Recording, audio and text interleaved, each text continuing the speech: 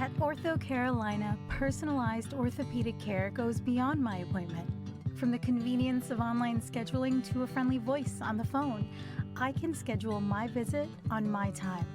And with after-hours urgent care and video visits, my pain doesn't have to be my problem anymore. Ortho Carolina, my care, my way. Schedule your appointment today at orthocarolina.com.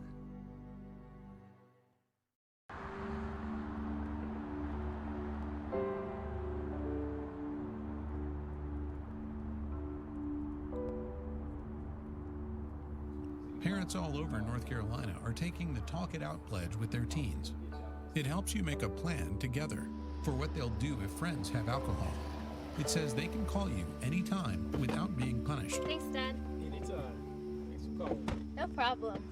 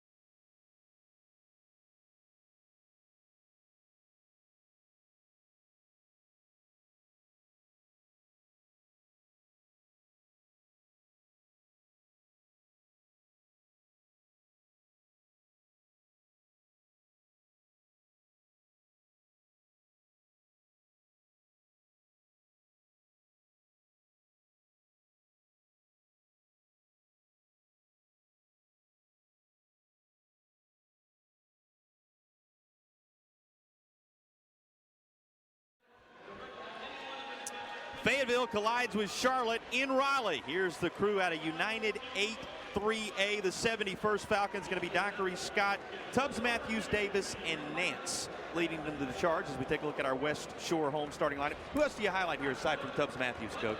Well, you have Derek Green is a wide body, big kid, and he's inside player. So he's the guy I have to watch.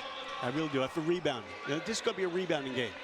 Take a look at the West Shore home starting lineup for the Lions of West Charlotte. Coming your way out of Queen City 3A, the combo of Alford, Morrow, Mahata, Traylor, and King. Yeah, and you know, the amazing thing, Mahata's the quarterback, and the coach says he just runs the show, and he can't believe it. He plays hard, tough defense, so I'm looking forward to seeing him play. Wanted the jersey a little tighter today, so he's wearing 15, not 11, right, as he is listed on the roster. Keep an eye on that one as well. Those lineups brought to you by West Shore Home, America's most admired home remodeling brand. That's West Shore Home, proud sponsors of our starting lineups throughout the day. All right, Coach, about that time, tip it off for a championship right around the corner now. You know, this is the atmosphere here is, something else. It's a championship, but kids from a high school court to a college court is 10 feet. It's just 10 feet, a foot difference. And where that comes into play is a half court when they come over half court. Now, Kobe Davis in West Charlotte, he's in his 6th season. There you see his overall record. Good glance at the head man. Boy, what a day for a head coach to lead your team into a championship environment, and he will be opposite. Tony Jones on the 71st side of things, and both these coaches told us it's an environment unlike any other, so you wait and see what the game gives you right out of the gate to determine what your strategy is moving forward. Yeah, a big thing in these games is they know each other is game adjustments. You know, they got to make game adjustments, and I hope it's not because the kid's in foul trouble. Well, here we go. This is the moment, the long-awaited moment. It's more than just a season. It's a lifetime of preparation to reach this stage, to be under these bright lights and at historic Reynolds Coliseum at just past the noon hour on this championship Saturday. They are ready to jump it up, and handling that responsibility for the Lions of West Charlotte. Getting set to take care of business is Chancellor Morrow, and he is opposite James Scott, who will handle the tip for the Falcons of 71st. Couple of similar schemes, a lot of red out there. Maroon on one side, the bright red that's familiar to this building on the other. And the tip going to be controlled initially by the Lions. And good job keeping that in the front court. That was a little tedious to get started. That was close. All right. Basketball into the hands of the Lions. Some hardware handed out, some preseason and postseason honors being handed down a little prior. What do you look for in this first possession, Coach? You know what I noticed right away? When you come over half court, because the court much bigger, they pick the ball up too soon and they're starting their offense out too far. Tubbs Matthews slices right through, looks for that initial moment, but this is out of bounds. Have to calm those nerves. You mentioned it. The adjustment is the environment, the nerves, but a little bit of a longer floor really challenges what you're used to in placement. Well, it makes you start your offense out too far. And the other thing is hard, and here's depth perception in the shooting because of all the room behind the basket. But you know you'll take it because you earned the right to be here. Exactly. For a championship. Those are adjustments you don't mind to make. Both teams have to do it. Worked around up top. There's Davis who swings it near side to Nance. And the Falcons on go behind Dockery. This from in the lane. And look at all the length of Chancellor Morrow already being shown to you. We get our first whistle. Well, you saw it there as the officials sort this out. Morrow, the wingspan is something to behold as he goes to work on the interior. You're exactly right. He's wide, he's big, he covers a lot of ground. Up the floor with it for the Lions. Here comes Taylor. Chaplain Taylor, one of those freshmen. Disrupted, but it stays on this end. Leaves a wide open 3-ball for number 3, but Morrow a little too strong. Lids on the buckets to begin things. First basket hard to come by. Just what I thought. Both teams are almost, well, all the players are a matchup. They're mirror image of each other. Well, and when you have a team on the opposite bench with a similar style, it's not that struggle for pace as much as it is execution. Exactly. Both teams here are disciplined. Now look how far they're out trying to run their offense. It's different. It's so far out. It'll take a couple more dribbles to get to the basket. And that three-point line messes with your depth perception. No worries, though. At least not in the case of 71st Xavier Tubbs Matthews, our premier player, the Hardy star player to watch on that side with the first bucket for the Crew in deep red. Both teams are very patient offensively, which is really good. King gets the roll, just a little kiss off the front of the rim. Both teams suddenly on the board. A bucket apiece, and now a 3-ball that rattles down. How about this start for 71st Tubbs Matthews? He's got him rolling. And here's a 3-ball on the other end, looking for the answer. That won't go for Josh Mahata, who, as we told you, is wearing jersey number 15. On the roster is number 11. Likes to fit a little better this go-round. Too strong off the glass, but right there for the putback is James Scott. He's in the scorebook. No whistle. Actually, yes, we do get a whistle down to the baseline as the contact is made with Chancellor Morrow underneath. Right place, right time, and another young man with a tremendous height in James Scott, who laid that back in for 71st on the other end of the floor. And now we get our initial Builders Discount Center free throw of the contest. The Builders Discount Center, don't just build tough, sponsoring our free throws here in this opening period of today's 3A title game. Chancellor Morrow unable to get the first to go down. Another one coming in what is a 7-2 start for the Falcons of 71st out of United 8-3A. This one will go down, so the inbound coming for 71st and handled under the bucket by Dockery. A little pressure here, Coach. Lions dialing it up with that need for a transition chance, and we get a foul on the other end of the floor. Well, if you could crawl into his mind for a moment, what do you think Tony Jones is right now looking at as he glances at that scoreboard, sees his team his first year out front 7-3. First year, and he's excited, and he's changed. He changed the mentality there. He said the kids are unselfish. Both these teams right now are just showing unselfishness. And he's got a staff of Trail Snow and Mike Dowell who have come alongside him and helped build this program. You have to give credit to those who do the hard work, the labor of love behind the scenes for these front men like Tony Jones, and on the other bench, Jacoby Davis. Quite a staff he's put together. We'll highlight before the day is done as well. 7-2 start for the Falcons. And West Charlotte looking for an answer. They're keeping it in the hands of Morrow, as you might expect. A lot of folks in the building thought maybe that was all ball. I did not see that. I thought it was all ball too. A lot of folks in the building thought this was a clean block. Here's a look at it for you. It will provide a chance for Morrow to go to the line. Tough one on the 71st side of things there. You know, it's very obvious. Watch every time they come over half court. The three-point shots Morrow's taking are way behind the college line. So they're not familiar with the court. They're running the offense. As soon as they come over half court, which the first pass to the wing is too far out. So they got to get a little closer and then run the offense. But the court right now is they got to make adjustments. The next of the Builders Discount Center free throws off the back of the iron, and here comes 71st again. Great start for the Falcons to this point. Oh, very good. Very good. Scoring points.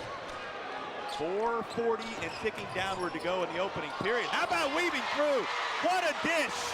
The finish is going to grab your attention for Jared Davis, but the distributor just as impressive. A really good pass. And a traveling violation on the other end. Old Mo is sitting on that Falcons bench to begin the contest. Well, you know, West Charlotte's getting good looks. Morrow's missed 2 open threes, but they're good looks. So the ball's going to get into the basket. It's little nerves. Dockery getting set to inbound the basketball. You're listening to Kevin Cantwell. He was on all those Georgia Tech staffs with Bobby Crimmins coming into this building. Got the feeling when we found out we were going to be at Reynolds today, the ghost of Jim Valvano still very prevalent in this place. A lot of great memories in this building at NC State. I was very close to Jim, and Derek Wittenberg was on our staff. He was on a national championship team here at Georgia Tech. Derek was with us. Makes for a great day when you think about all the pageantry, the history, and now these young men get to write the newest chapter in this sport as we get a whistle in the interior. I think that's already a couple of fouls picked up there. On Morrow. And that's something we're watching throughout the day, and you see Morrow, he's going to go ahead and take a seat for the Lions as he picks up a couple in this opening period. Still 4 and change to go in the opening period, and Morrow having to take a seat. They work it to the big man inside, but he can't lay it home. And now quickly in transition, just a little touch off the glass for Mahata. The senior has points. And just that quickly, it's going to be inbound right in front of that Lions bench. After a quick whistle, boy, you've been there. A situation like this with Morrow, that's a game changer early on. Big time. I mean, having him sit on the bench now for, I don't know how. Timeout on the floor. We will take it as well. Early 9-5 lead for the Falcons. COVID-19 vaccine because I want to work towards a more normal world in the classroom and for sports and my grandparents. I got vaccinated because I love my family. I love my friends. Visit myspot.nc.gov to schedule your child's COVID-19 vaccine today. There's something bigger than just me. I represent an entire facility. People appreciate you for what you do. Thank you, shake your hand. I feel like I'm doing a service to the citizens of North Carolina. You know, you want to be the best officer you can be.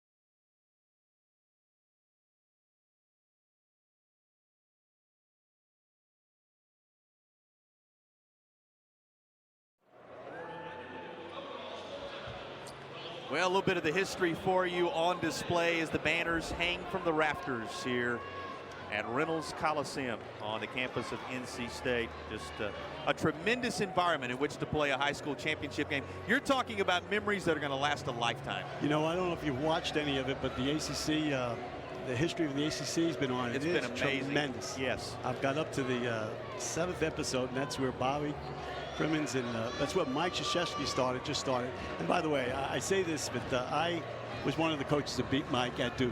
When I took over at Georgia Tech, Bobby left me a good team. And I went up there, and it was Mike's first year, Coach Krzyzewski's third year. And we won 75-70. But welcome to college basketball, because 3 nights later I lost to Jimmy Valvano by 42. There's the ACC for you in those days. Absolutely. Of course, that championship game happening tonight. Congratulations to Mike Young and Virginia Tech. They're going to go head-to-head with Coach Krzyzewski as he tries to close up the ACC chapter of his career ahead of the NCAA tournament. It's the Madness of March, and we got a lot of it right here. A 9-5 lead for the Falcons. Under 4 to play in the opening period. And here's a toss top of the key. West Charlotte's playing tougher defense. They're coming out now. You're seeing a little more intensity. Yeah, the timeout, the coach got on him. They did. Boy, zip straight through, and that's going to get some of the fans involved. A little bit too much mustard on that one. And now what happened there, 71st was running the offense so far out because they pressured him. The court has something to do with it. It'll take a quarter or so to settle into that. What are the other challenges of a championship environment when you're coming in here with high school kids and the adrenaline's amped up a little bit, Coach? Well, your younger kids, you know, if you're playing freshmen, they're 14 years old playing against 18-year-olds. That's a great point. There's a lot of difference there. It's different in college because kids are already physically built already, but in high school, it's a big advantage. Whistle as the shot was taken on the far side. And a high five for Chatelain Traylor, who is one of those you just talked about. He's a freshman at 6'2", and a guard is headed to the line. In high school, it's a big, big change. That's right. First time I scout a high school, when I look at teams in high school, I want to see the difference in grades. You know, now, but freshmen this time of year are really sophomores. Sophomores are juniors and seniors, because they played so many games already. But physically and mentally, you know, 14 and 18-year-olds, a lot of difference there. Able to knock down the second of the Builders Discount Center free throws. Again, Builders Discount, don't just build tough. And with that free throw, the lead cut to a single possession at the 3-minute mark. After that early run by the Falcons, the Lions now within 3 at 9-6. Key possession for a Falcons team that had controlled the pace of this game early. And a foul underneath. That's going to be on West Charlotte's Ollie Alford, one of the junior guards. And it will end up sending Xavier Tubbs-Matthews to the line. What do you think of Xavier Tubbs-Matthews' play so far? I tell you what, right now, just looking at it, he's really good. And he's going to run the show here. He's confident, going off that screen right at the basket, passing. He sees the court very well. 3A championship game well underway in Raleigh. Kevin Cantwell's alongside Jason Patterson here, our crew, giving you these great pictures. We've already seen some of the history of the building. You've caught a sense of just how packed this facility is today. I mean, there's a group still coming in, and throughout the day, the different fan bases will fill it up, empty it, and fill it up again. But there's a lot of energy in the building. Coming down the floor with it, the Lions. The coach made adjustments at halftime. Coach Jones, he's going to do a 3-2 zone. You got to get the ball to the corners against a 3-2. 3-ball, front of the iron. How about the rebound? West Charlotte to take it back as Alford has it swatted away. Down to the floor to corral it is Mahada, and somehow it ends up in the grasp of Donovan Raymond when all is said and done. He draws the foul, and Raymond will head to the Builders Discount Center free throw line. So Raymond looking to get involved. He stands 6'9" with room to grow. He's just a junior, has one more season. We were talking with some of the coaches prior to the game. They came over, they were looking at the rosters, and we were confirming classes for some of these players. And the opposing coach shaking his head as one coach talks about how many of the players are juniors. The other talking about his freshmen, and the coach says, man, you mean we got to deal with these guys for a few more years? That's the case for so many of these stars. I tell you what, I've watched this game for 6 minutes. I did my whole life, I scouted players. There's a lot of college players on this court right now. Playing up to the moment as well. Disrupted by Mahada. And now down to the floor. We're probably going to have a tie-up. We are. And the alternating possession arrow will keep it on this end of the floor with the Falcons. Coach Davis really changed. They have really put pressure on the ball now. This could change the whole mentality of how 71st handles this pressure. It's going to might change the whole mentality of the game. 5 team fouls on the Falcons, 4 team fouls on the Lions. That reset for you at the 2-minute mark of the first period. How about the nifty footwork to get near the bucket, and Jared Davis provides the finish. He's one of those juniors, by the way. Going to be back next year. Quick takeaway for West Charlotte. And Alliance too strong off the glass and into the tall trees. It is cleaned out by Derek Green. Wide open underneath initially, but trying to recover was Raymond, and he's going to be whistled for the foul underneath. That's a tough call because, yeah, I don't know, it could have been a jump ball. It's a 50-50 call. A foul's a foul. So send to the Builders Discount Center free throw line. Jared Davis, who had that great weave through traffic a moment ago, his first Builders Discount Center free throw off the mark. He'll have another coming with 95 seconds remaining in an opening period that has seen the Falcons build a 13-8 advantage. Really impressed with the discipline offensively both teams have. Knocked down the second of the Builders Discount Center free throws. Make it 14-8. West Charlotte to work with under 90 to play in the first period. This is a perfect example. See how far out they are? You know, you don't want to be running an offense that far out. Yeah, you're out on the Wolfpack logo at that point where they're beginning things. The baseline not there, and dribbling it out of bounds. It will belong to the Falcons. But, you know, they're getting the ball in the corner, and that's against a 2-3, you run the offense out of the top of the circle. But in a 3-2, you go out of the corners and you run it, and that's where West Charlotte was doing it until they turned it over. Closing in on the final minute, opening period, full day of basketball in Raleigh. And here's that second try for Jared Davis to come through. This time the finish isn't provided, but he does earn a trip to the line as he draws contact. He's got that one spin move down. Well, we hope to have some stats for you by the end of the period. We're told that they're going to run some over. I'm really interested to see where some of these numbers are specifically. You know, we have a pretty good sense of it, what we're keeping.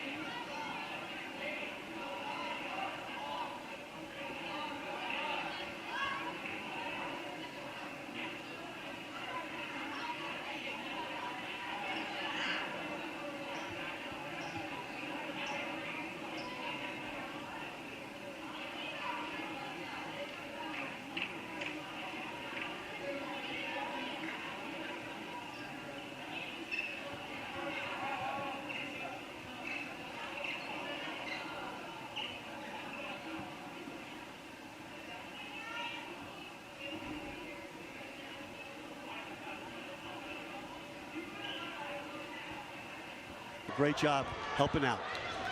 Rolling the basketball out to Allie Alford.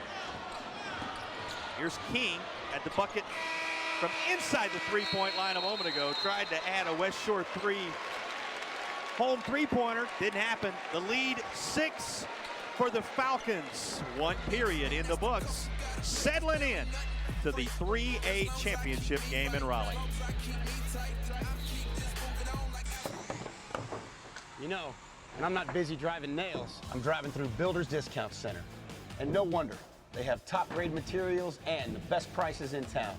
The lumber, roofing, windows, vinyl siding, and complete packages for storage buildings, decks, even garages.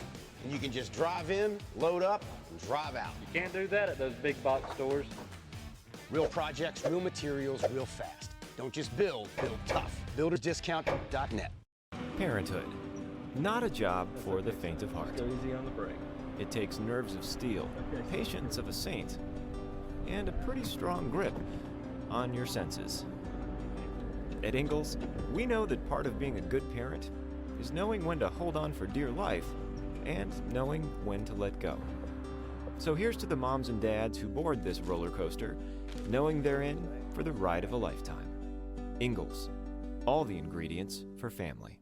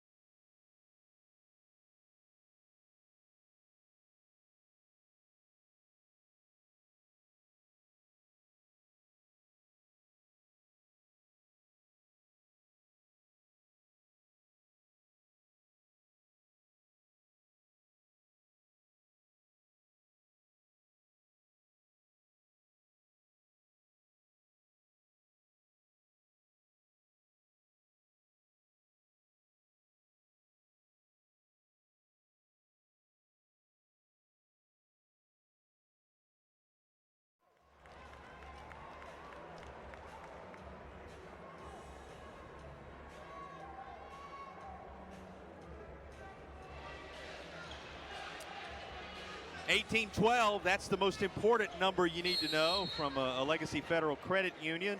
We'll have the stats from the first period. We're told there have been some issues in the building with statistics, and the plan is to get those worked out before the day is done today. So throughout the day, you will see the Legacy Federal Credit Union statistics, and we'll have those for you as soon as they are available. This is rebounded by Derek Green, and here come the Falcons up the floor. Extra step before he could release the basketball, and it'll belong to the Lions. You know, a big thing when you play in these games is make adjustments, and Coach Jones made the adjustment. He saw something, he went to the 3-2 matchup zone. That will keep you out of, hopefully will keep you out of foul trouble going to a zone. And West Charlotte made an adjustment. They just started playing hard defense, man-to-man. Fight for it, and going to be corralled by the Lions. Elias Bowser. Haven't called the junior's name just yet, but he was in there fighting for that one. Going to belong to Randy Dockery and company after all, though, and here come the Falcons up the floor. 18-12. Lead for the Falcons after one. And a tie-up, alternating possession arrow will keep it on this end. So back with, well, the possession arrow is pointing this way. Everybody started walking the other way. And now the official stands up at the score table on the far side and says, no, wait a minute. It is staying on this end of the floor with the Falcons. West Charlotte now is totally denying Whit Matthews before he gets the ball. They don't want him having the ball. And now a timeout being taken. This is going to be a called timeout for the 71st Falcons. All right, Coach, this gives you a chance to break down what we saw in that first period as everybody catches a breather here. Great start is about all you can say for the crew out of Fayetteville, North Carolina. They were able to create a little foul trouble for Chancellor Morrow. They attacked the basket. They jumped out to an early lead and carried that advantage into the second quarter. Yeah, what I noticed is everybody was a little nervous. You know, they weren't, now they've picked it up. Defensively, I noticed on the defensive end, everybody looked like they were scared on both teams. The 71st got out, but I really believe because for whatever reason, West Charlotte did come out and play hard man-to-man defense. That timeout came out and they changed it. They slowed down. They're not scoring the points like they were early. That was my next question for you. Any further adjustments you see that can change the complexion of this game as we push into the second quarter? I think you want to over-dribble. You don't want to over-dribble. 71st does not want to do that. They don't want to over-dribble because he's going to get caught. Because with the pressure defense, you can get in a lot of trouble doing that. Driving down to paint, and there's some points in the paint. We're tracking them all day for you. The points in the paint brought to you by our friends at Hardee's.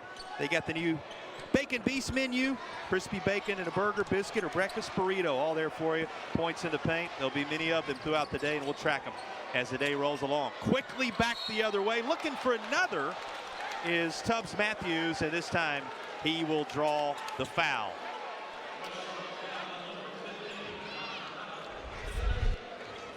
Here's another look at Tubbs Matthews. He will attack the bucket, Coach. He's a good player. He's a good player. Finds his way to the Builders Discount Center free throw line. Builders Discount, don't just build tough. He's been tough and knocks down the first of these free throws. What he has to do is he has to watch overdoing it. It's early in the game. He has the ball in his hand most of the time. He's going to get tired. He needs to give it up because they're really keen on him.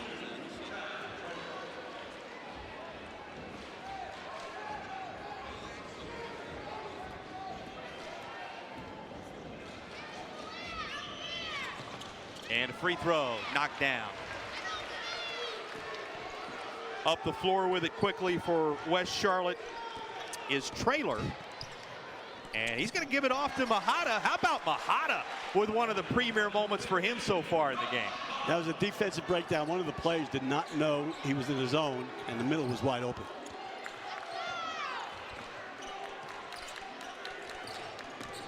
Down the left side, that's knocked away. Good defense. And on the other end of the floor, laid home, Chancellor Morrow getting involved. How valuable is it to have him on the floor? There's a snapshot. Quickly to the other end, Davis. High off the window, and the putback, true. Just a little touch from Randy Dockery. Defensively, West Charlotte did not get back on defense there. Rebounded quickly. Waylon Robinson gives it off to Tubbs Matthews. Tubbs Matthews forces one through, and Davis forces it up and in. Just the toughness of Davis there. And Matthews created everything because he got help defense came to help, and Matthews made the call. Timeout with 5:42 left to go in the opening half. And here's a look at that combo, what they were able to create. Tubbs Matthews working together with Davis, who gathers it up and has the finish. And what West Charlotte has to play, this is how you play Matthews. You don't want to get beat because he can distribute the ball very well, and he can score. You want to get off of him, you can't get beat. Contain the ball because he's such a good player. And they're pressuring him too far out, and he beat him about 30 feet from the basket. He beat his defender. You can't do that. It's more of those Hardee's points in the paint. Brought to you by our friends at Hardee's, who invite you to try the new Bacon Beast menu, which is available to you at Hardee's today. 5:42 to go. North Carolina High School Athletic Association Basketball Championships. What a day it's going to be here in Raleigh. Starts with the one you're watching at 2:30. We're going to have the Falcons of Bernie, the Bishop McGuinness battle there to finish things. And then, of course, we'll have a couple of more 1A and 3A battles before all is said and done. And you'll want to stick around at the half, the myspot.northcarolina.gov halftime report, reminding you vaccines available for everybody who would like them in North Carolina. We'll have a special interview with Commissioner Tucker from the North Carolina High School Athletic Association. First half highlights, a whole lot more all available to you as part of the halftime report, the myspot.nc.gov. Halftime report, to be specific. Back to work inside 5.5 minutes remaining in the opening half. Took just a moment for Tubbs Matthews to gather it up, and then quickly taken away by West Charlotte. Lions on the turnaround. A little kick out. Wide open look. front of the iron in the bid for the three-pointer. Well, when you're shooting outside jump shots in buildings like this, they're going to fall short for a while till you adjust to them, and that's what's happened. Whistle, and it's going to be inbound underneath the bucket.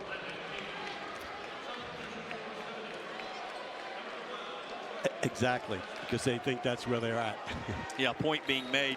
The guys in the truck, to your point earlier that we were discussing, Kevin, that a lot of these shots are being taken from greater depth than what they're used to, simply because the college line is out there on the floor in their view. Well, look how far out they are. I mean, right now, you don't want to run an offense that far out. Now, getting closer now. Little turnaround right on the ACC logo in the paint. This is going to be a drive to the baseline. And fighting for timing and laying it home is Chancellor Morrow. Boy, such good awareness underneath the bucket for Morrow. The passing is so, it's really good. Both teams got a little sloppy with the ball here. That's what I was talking about. See, Morrow, Matthews just beat him. Kick far side, good feed, trying to wait. And here's Morrow on the other end disrupting, but who's there to gather it up and lay it back but DeAndre Nance, the freshman, with a bucket after all, and it's a 10-point lead for the Falcons. But DeAndre Nance, right place, right time. Getting by the big man to go right-handed and lay it in is Josh Mahata. They're attacking the middle of the zone right now, which is really good, because the way that I said to run it in the corners, but this is a matchup zone, so that's not going to work. Right now, they're taking it at the top and they're going to the basket, which right now is working.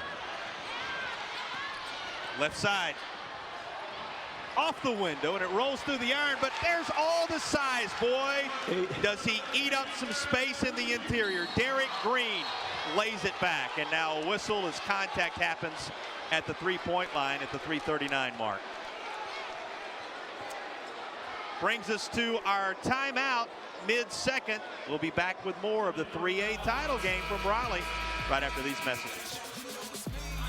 100 counties in North Carolina, we have over 800 agents. We are within the communities, and our job is to help you. It's not just a business relationship, it's a friendship. North Carolina Farm Bureau Insurance. Helping you is what we do best. There's something bigger than just me. I represent an entire facility. People appreciate you for what you do. Thank you, shake your hand. I feel like I'm doing a service to the citizens of North Carolina. You know, you want to be the best officer you can be.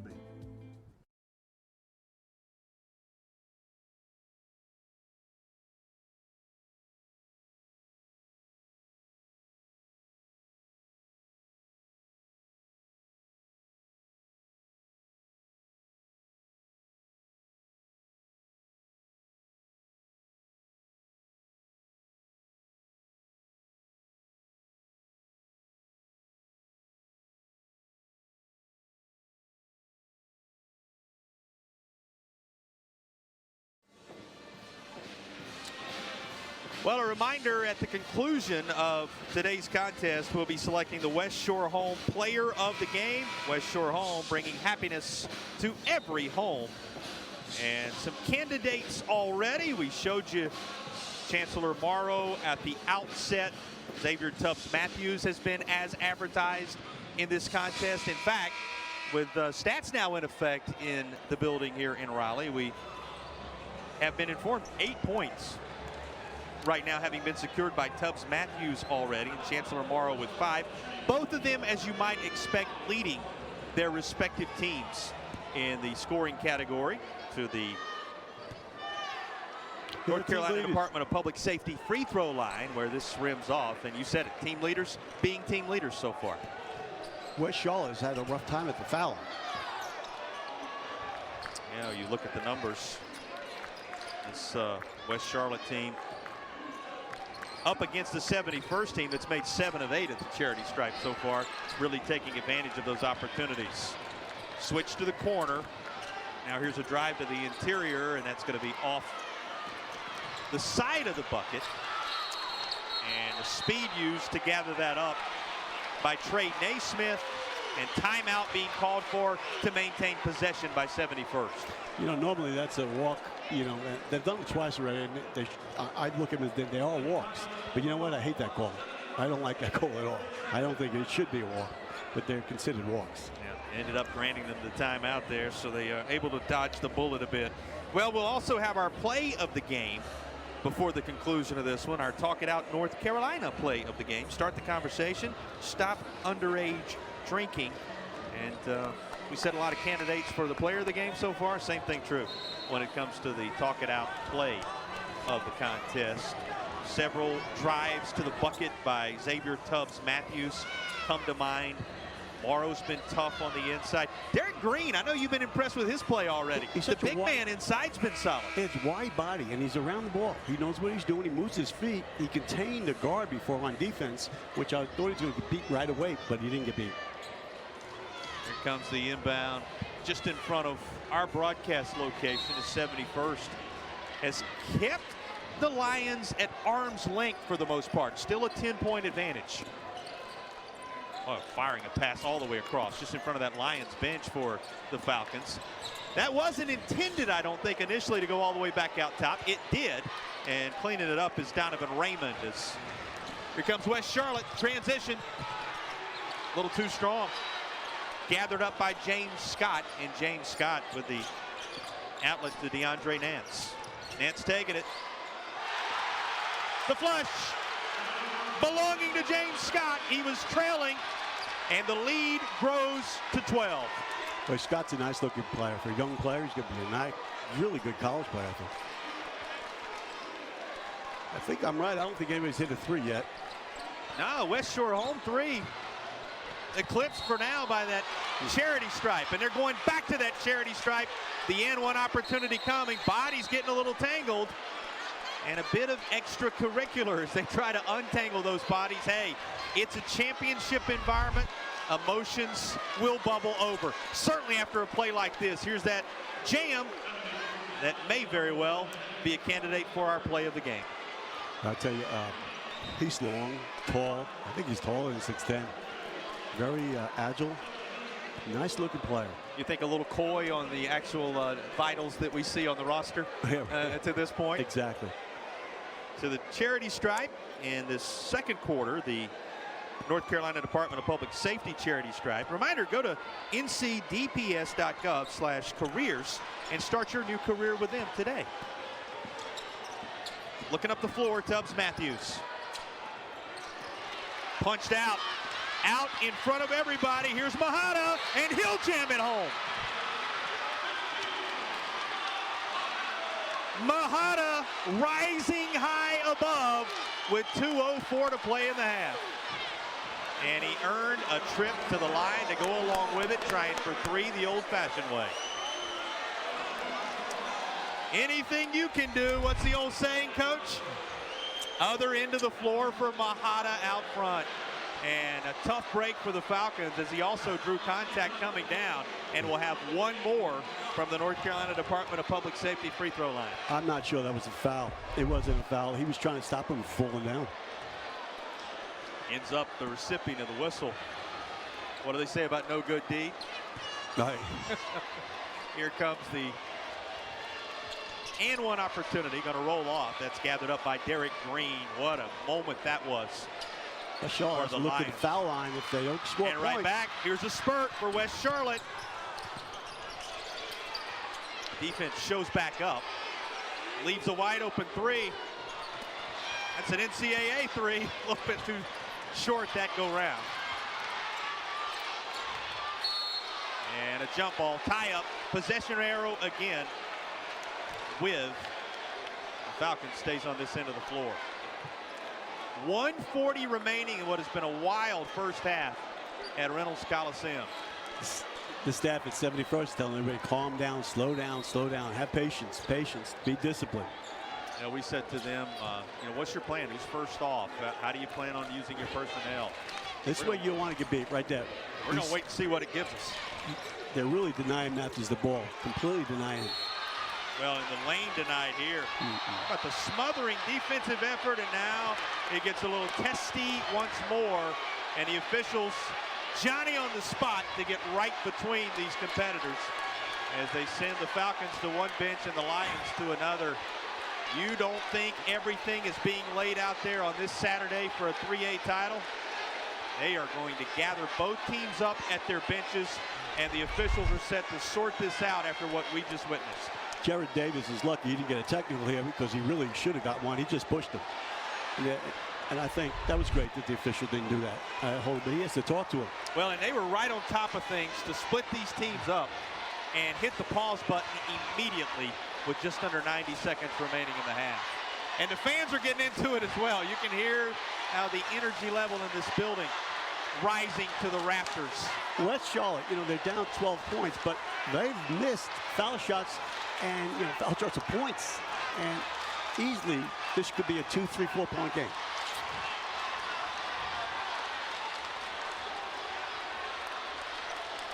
Well, getting a little wild here in Raleigh. We're told that it is snowing outside. It's heating up inside between these two teams as we close in on the half, Coach Cantwell. It just adds to the atmosphere. Absolutely. And why not? We'll build a snowman when we leave here tonight, right? Oh, exactly. I was talking more about it on the court. Yeah, I know. I'm with you. You're talking about the heat, not the winter weather that's taking place on the exterior of Reynolds Coliseum. Well, and again, I'll go back to it. When you see emotions bubble over the way we have in the last several moments, you have to step back and remind yourself, this is everything in terms of your playing days. Now, there's life that's beyond this floor, and what happens on this floor, we've been reminded the last couple of years, pales in comparison to the things that really matter. But between these stripes, this is what you've been playing for a lifetime. And what happens is after they know they were coming, so for 4 days, everybody's talking about it and they're prepping it up and going after it. And that tends to get in the court and gets kids excited and push like Davis did. Well, we're closing in on the myspot.nc.gov halftime report. We remind you, and we will throughout, for those of you who are interested, those of you who want it. Vaccines available, all kind of resources for you to fill you in on what you can do to keep you and your family safe in the days ahead.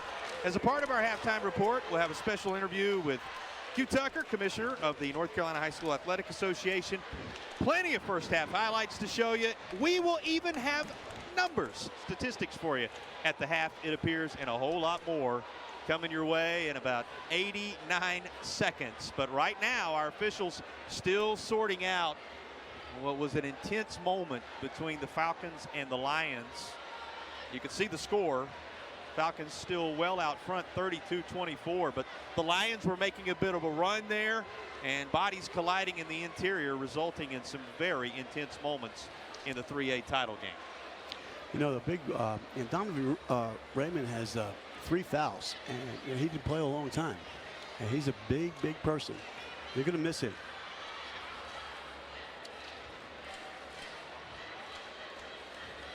Well, Coach, long time to sort this out, and it serves as a major timeout right now, a strategy session going on for both teams with 1:29 still left to play in a critical stage of the second quarter. Yeah, I don't think there's any rules on how the time limit is on this because I don't even know why they're having a timeout.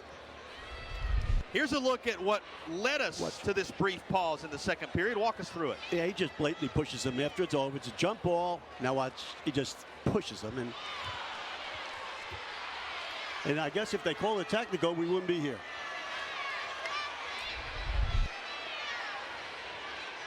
No ability to go to a monitor, take a look back at anything here. That's not part of the equation.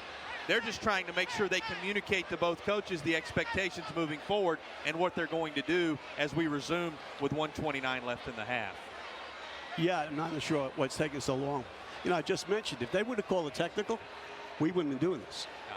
And now And you want to restore order if you're the officiating crew, but the last thing you want to do in a moment like this is see somebody not be able to be on the floor the rest of the way. So a lot to be sorted out, a lot to be dealt with, and now we're going to get some determination from our officials as to what's going to take place. And they're coming over. We'll take the headset off just a moment and see what we can find out.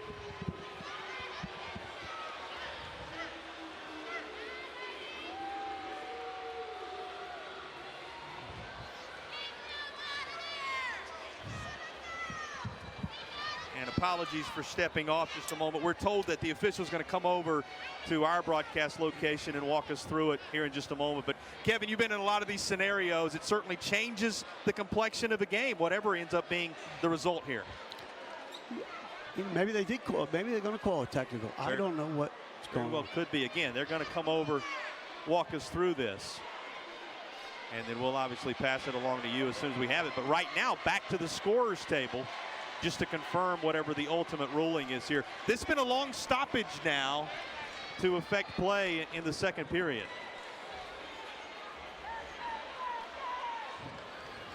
And you're going to know as much by where they end up lining these players up as anything else.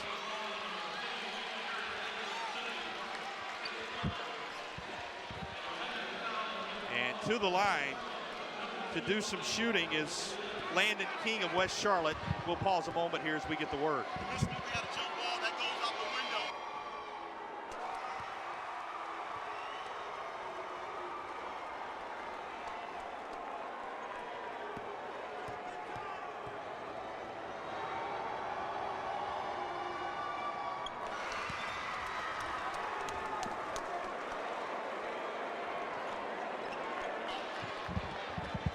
Okay, Kevin, we've been informed that there was a jump ball for what took place off the window that had to be sorted out first.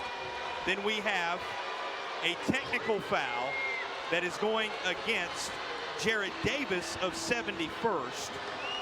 Those are the shots you saw just a moment ago. Then a technical foul against Ollie Alford of West Charlotte. Those shots being handled right now by Tubbs Matthews. At the end of this, it will be Falcons basketball on the side nearest us with 1:29 left to play. So you saw the shots, and here comes the possession of the basketball for the Falcons as we get set for the final 89 seconds of the half. And the foul on Jared Davis, it's his third foul. So here's the pressure they're putting up against Matthews here, and now this is what you don't want to do. Don't want to get beat right there. Spinning around out top. Once it all sorts out, once all shots have been taken, 33-25, and now the Falcons looking to extend the lead, but will not happen underneath. Here's a look at what ended up happening at the end with Alford. You see West Charlotte #2 come in there, and that was the secondary of the fouls assessed. And when all is said and done, we got another common foul that has just taken place here, which is going to end up sending Jared Davis to the line. So if you're going to do some floor cleaning here at Reynolds during the break, make sure you cover the top of the key around the free throw area, because that's where the majority of this first half has been played. A lot of free throws in this basketball game. The 71st is living off the second shots, too. They're doing a great job on the offensive boards. And all that to say, a lot of Department of Public Safety free throws for the state of North Carolina having been shot in this first half. And with 1:04 remaining in the opening half, things begin to settle just a little bit here. That's with the the 20th lead foul. 20th foul. It's unbelievable, isn't it? You got 10 on each side now between the Falcons and the Lions. And the first of these North Carolina Department of Public Safety free throws going to go down as Traylor, the freshman for West Charlotte, calms things in the building for the moment. He's a very poised freshman. He really is. Rattles them both Makes in. good decisions. It's a couple of North Carolina Department of Public Safety free throws. Go to ncdps.gov. Check out your opportunity to start a new career. Contested, taken away by Tubbs Matthews. Here come the Falcons up the floor in the final minute, and that is going to stay on this end. You know, 71st, they threw the ball against the pressure. They threw it to the middle. You know, there's one thing high school kids don't understand. They got to throw the ball harder. I mean, he had the right person, but the ball took so long to get there, the defender got around and stole it. You grow into it. I call them high school passes. Got to get rid of the high school passes. You know, these high schoolers battling it out for a 3A championship, giving every bit of energy to it. Kick top. Shot not there. Basketball no longer there. Completely taken away by King, and King rolls it in on the other end of the floor. Nice coast to coast for King. 71st has to do a better job with taking care of the basketball. Too many turnovers. Final half minute coming. There's our player to watch pregame, Tubbs Matthews, too strong. Here's King again. What a finish to the period for West Charlotte. as it's cleaned up by Donovan Raymond slicing in. Raymond to the line, yet another North Carolina Department of Public Safety free throw coming, and Raymond looking for three the old-fashioned way. Well, you said these teams are deep. They might need to be with all the whistles we've seen in this first half. You know, Matthews has the ball in 71st so much. He's got to watch. He's dribbling so much. He lost that dribble back there. You turnover. Public safety free throw short. Looking for help is Green. And hard to the deck goes Trey Naismith. As you get another foul call with 14.3 to play. Let's see here, Coach. We got 14.3 to go. What, 6-8 more fouls in the closing stages of this second period? You know, Derek Green, he's not just big. He sees the court. He moves well. He's only a junior. High praise coming for the big man in the interior for the Crew out of Fayetteville, North Carolina. And they lead it, but not by the sizable margin they enjoyed the majority of the half.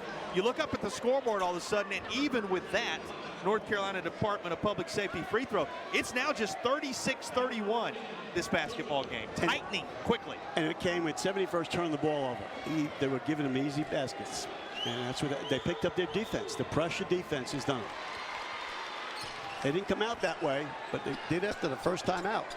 Morrow and company push it up the floor. Here's King again. And Morrow, after the contact for King, at least one more foul here with 8.8 to play. And that's going to be against Derek Green. For Green, he ends up picking up his first personal foul. He's played a lot of minutes, and for a person his size and had the ball in his hand, for his own first foul, is very, very good. Well, and for his own first foul, when, as you said, we've had well over 20 in this contest in the first half, even more impressive.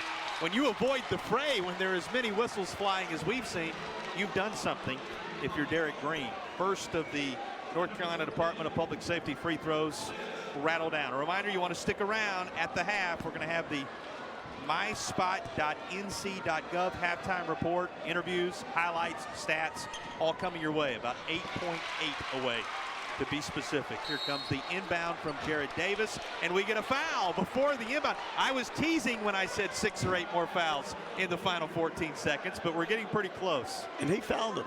He really did. He fouled him. He was holding him, trying to stop him from getting the basketball. As a freshman, Chad Trella, I don't know why he was doing that. Well, I'll go back to the point from just a couple of minutes ago that it is a luxury that these teams are deep, but it's a good thing these teams are deep as the fouls continue to mount here in the closing stages of the second quarter.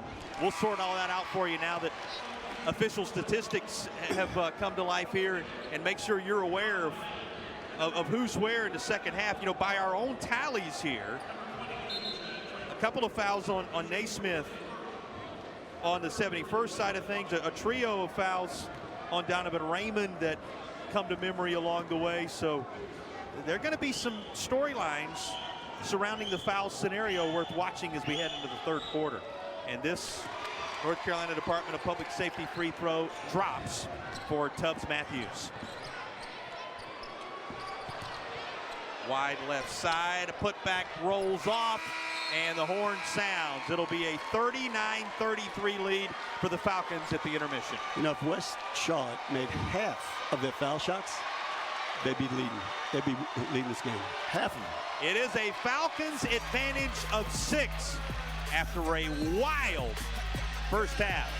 3A title game at the midway point with a championship on the line. We'll be back with the halftime report on the other side of the break.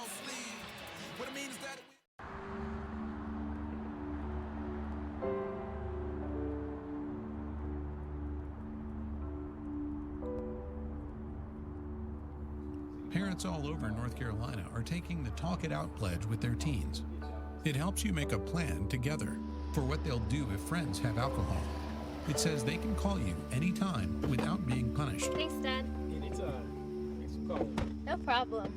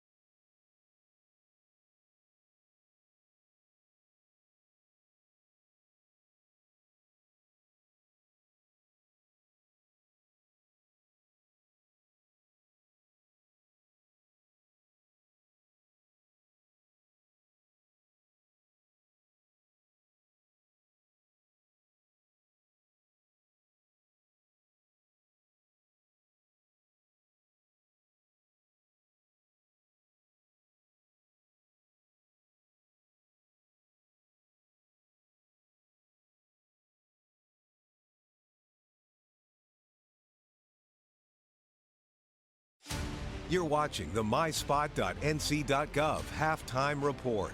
COVID-19 vaccines are available to everyone 5 and older and boosters for 12 and older.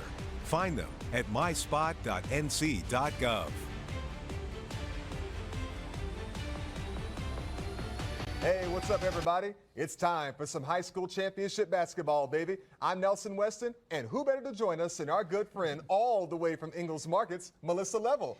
Melissa, I'm so excited to see you. I'm always excited to see you as well. Now, you and I both know that Ingalls has had a long-standing partnership with the community in terms of academics and athletics for a long, long time now. Right.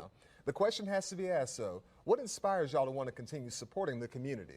Well, you know, Ingalls is part of our communities. We're a big corporation, but our stores are individual beacons inside smaller communities. So with that being said, this is a perfect way to do that, supporting young athletes, supporting schools.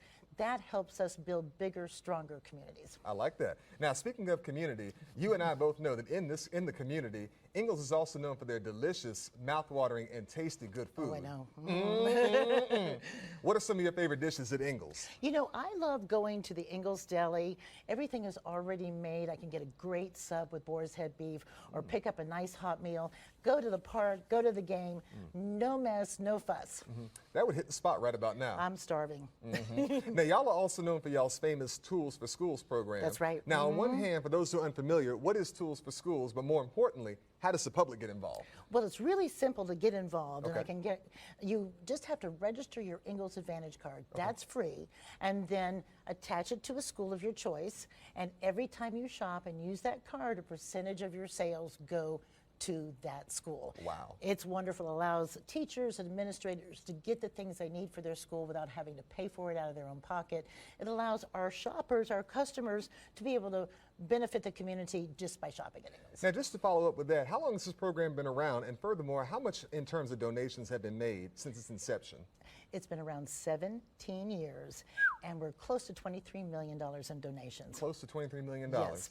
That is outstanding work. Melissa, you and Yay. Ingalls, y'all keep up the magnificent work. Well, thank you. Folks, it's time for some high school championship basketball. We invite you to sit back, relax, and enjoy the game.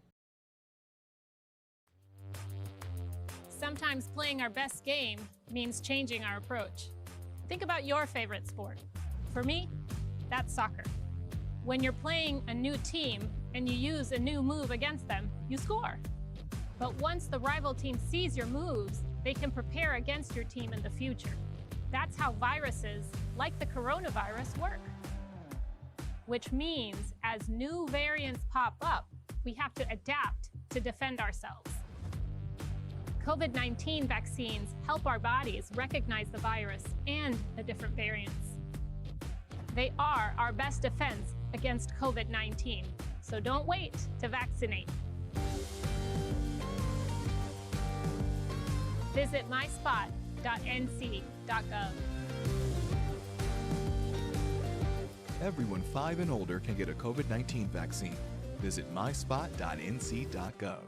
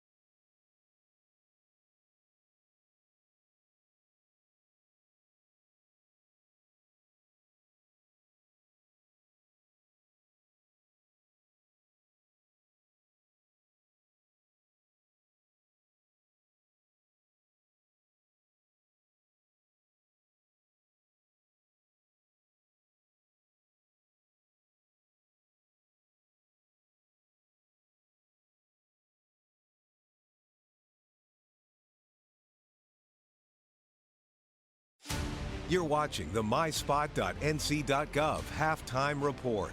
COVID-19 vaccines are available to everyone 5 and older and boosters for 12 and older. Find them at myspot.nc.gov.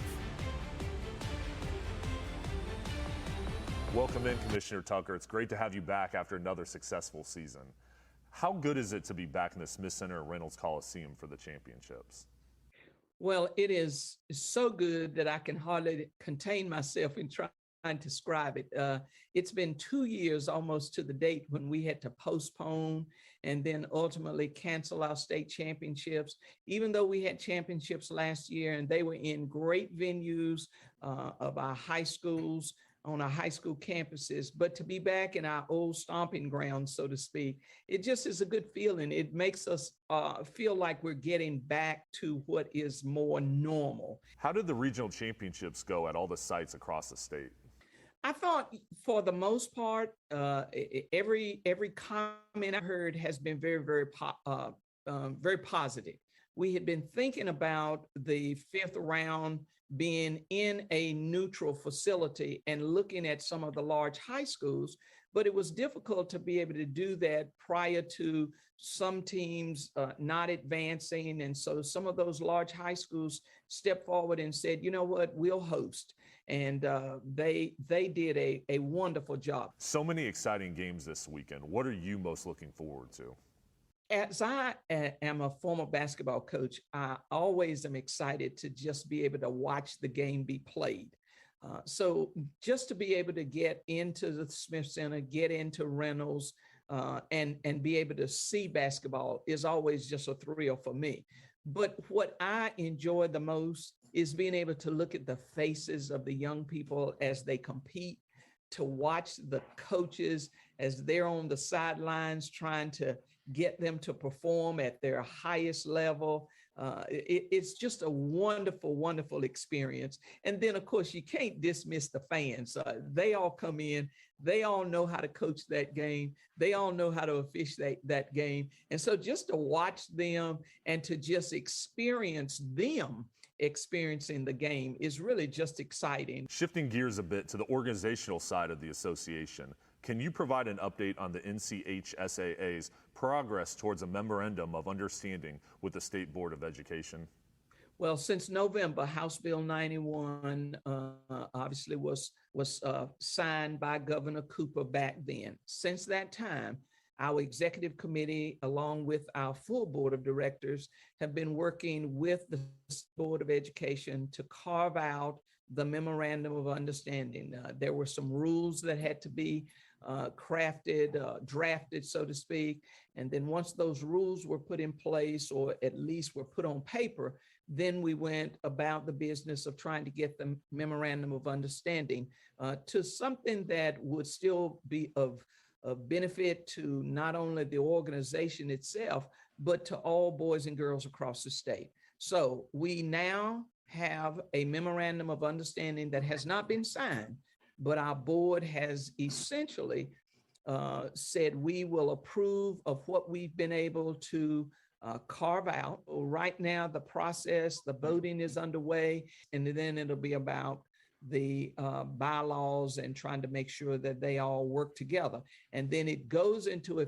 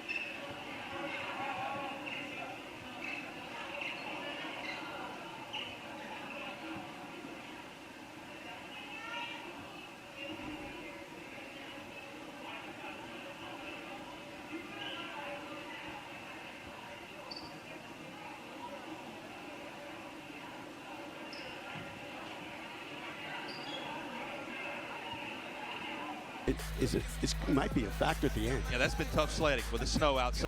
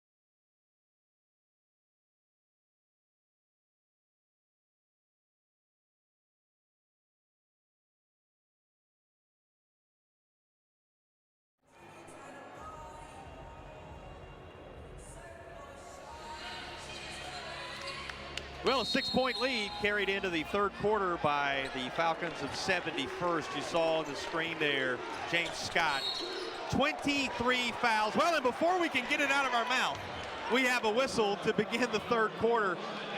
Coach, there were 23 fouls in the first half, and starting the third period with 4 of them is James Scott.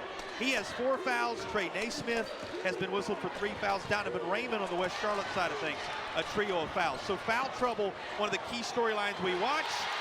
Ability to jam it home for Chancellor Morrow, another of the key storylines we watch, and he gets the Lions started on a positive note in the third. And a turnover, as a turnover against pressure. And James Scott, that's you, just while watching Derek Green play so much, he's taking the position of a James Scott with 4.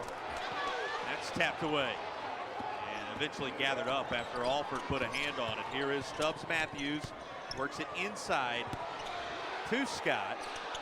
And then there's some points coming from the interior for you. A little inside bucket for Jared Davis. Our points in the paint brought to you by Hardee's. From the first half, try the new Bacon Beast menu at Hardee's. Crispy bacon and a burger biscuit. Our breakfast burrito, all a part of what Hardee's offers. There's the rare 3.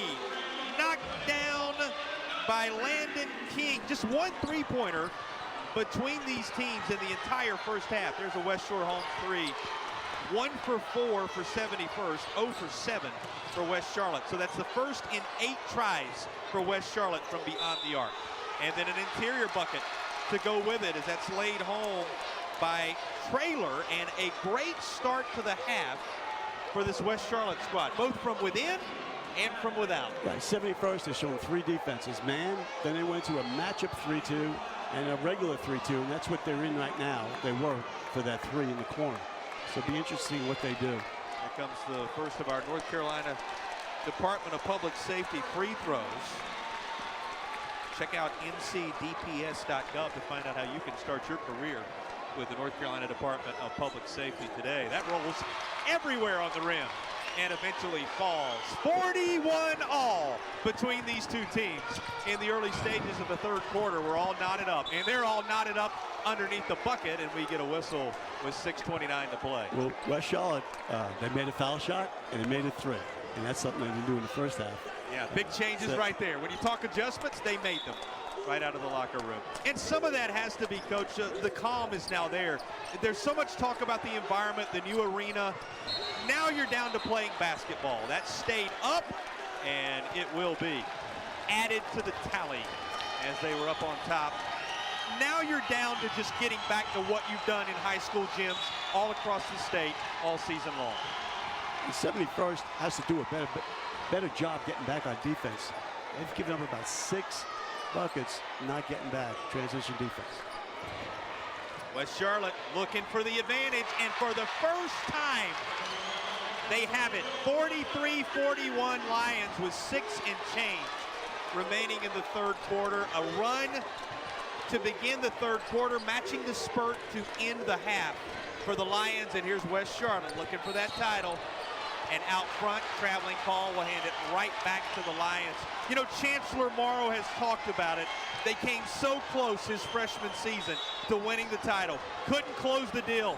Back here with another opportunity, and they have come out of the locker room on fire, the crew out of the Queen City. They're a totally different looking team right now. They got their confidence. I think they got really down when they're down 12 points. From well beyond the arc, a little too strong on the West Shore three. Reminder, first one of those in the game hit after 0 for 7 in the first half a few minutes ago as part of this West Charlotte run. Well out front, numbers are there, as is the kiss off the front of the rim. The Lions are clicking on all cylinders here in the third. This is a timeout. Coach Jones, you make a timeout. They have to calm them down because the game could get out of hand right here. Lions up 45-41. The and one chance is coming for Ali Alford. Take a look at the outstanding work. Cleaned up by Mahata, and Alford underneath somehow willed it to the bottom of the net. He really did it. Again, turnovers. And Morrow has a nice, it took a really NBA 3 there, but he has a nice looking shot. Really does. And I'll go back to it. We kind of had to brush over it as action was happening, but these teams 1 for 4 for 71st, 0 for 7 for West Charlotte in the first half from behind the arc. And maybe it comes as no surprise that first 3 ball that went down for West Charlotte was a part of the spurt that has pushed them ahead in this contest. Oh, exactly. That's exactly what happened. Well, everybody needed that timeout, if for nothing else, to catch their breath here at the start of a highly entertaining third period. And reminder, this is just the first of 4 for you today. Coming up at 2:30, we got the 1A girls. We'll have a 5 o'clock 1A boys showdown, and then it all culminates tonight at 7:30 when the 3A women's title between the Northwood Chargers and the Inca Jets will be taking place right here on this floor. You locked in all day? Oh, yes. Absolutely. You know, I talk about shooting threes. The threes that are tough to shoot with depth perception are the ones at the top of the circle facing the basket. The corner threes is a lot easier, and that's the one that Charlotte made. Well, another chance at the North Carolina Department of Public Safety free throw line. We're going to give you that address one more time, ncdps.gov/careers. I know a number of folks out there looking for what's the next phase of life going to be like. Good chance to make a difference in your community. Check out that website today. Coming up the floor with it and looking for some type of answer, Xavier Tubbs-Matthews, the junior leader for the Falcons in search of a bucket. They have to watch putting the ball on the floor and just wasting dribbles.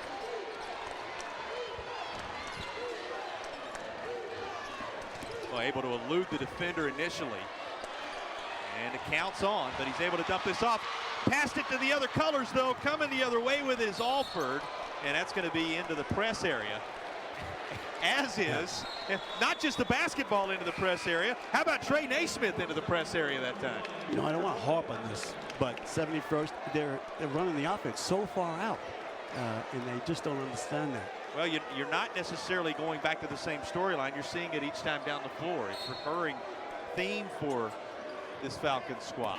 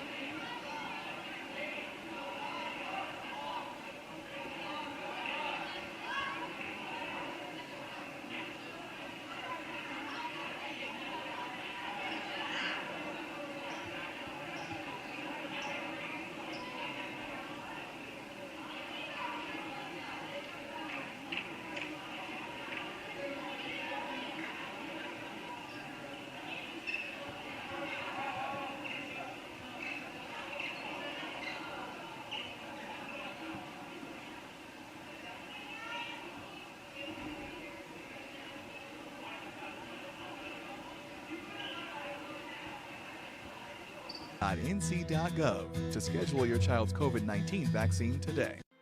There's something bigger than just me. I represent an entire facility. People appreciate you for what you do. Thank you. Shake your hand. I feel like I'm doing a service to the citizens of North Carolina. You know, you want to be the best officer you can be.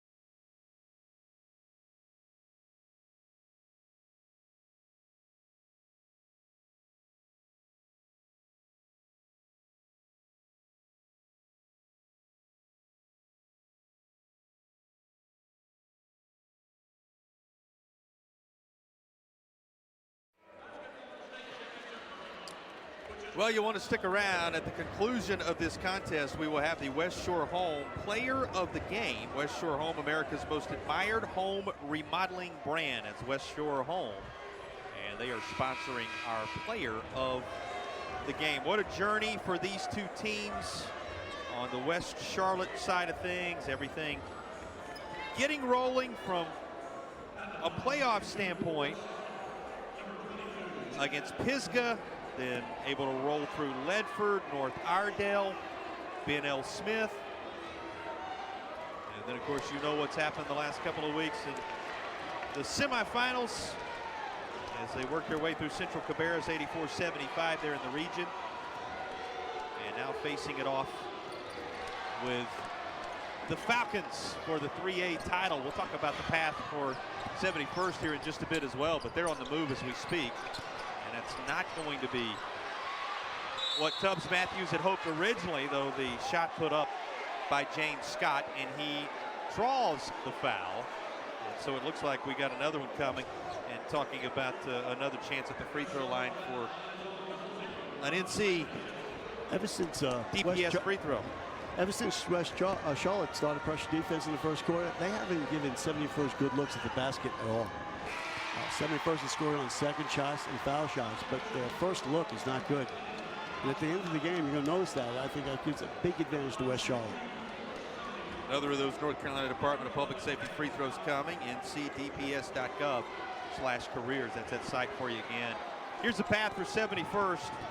Western Alamance, Cape Fear, Hunt, Rocky Mount, and then, of course, the 74-70 victory that earned them the trip here today to Raleigh to take on the Lions. Even at 46 with 3:08 to play. Here's the 3-2, straight up 3-2, and there's that corner jump shot. Now that's the one that's not really caught up in the depth perception.